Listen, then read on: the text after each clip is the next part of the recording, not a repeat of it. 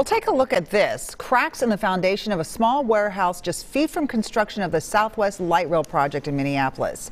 The property owner is suing. The lawsuit seeks hundreds of thousands of dollars for the damage. It holds the Met Council and its contractors responsible. The warehouse sits on a small part of the 14.5-mile extension of the Metro Green Line from Minneapolis to Eden Prairie.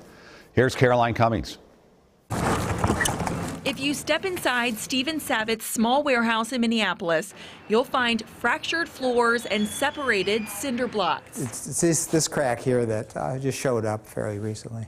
It's a windowless warehouse that still gets sunlight. Savitt says that's because of damage from nearby construction of the Southwest Light Rail project. We walk in there gingerly just to make sure we don't initiate a collapse of the building. You know, all I'm looking for is just the cost to replace the building, so I get back to where I was. Savitt is suing the Met Council and the construction companies doing the work for the damage, $800,000. The lawsuit alleges negligence, saying they knew the work in the Kenilworth Tunnel was risky. Kind of like the Red Sea, it parted, moving, two directions during the tunneling process. That part of the project happening within feet of the property that now sits vacant.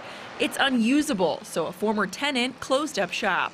The Office of the Legislative Auditor in a recent report highlighted that this Kenilworth corridor is one of the key drivers of increasing costs for the Southwest Light Rail project. And right now, more than $500 million of it is not funded.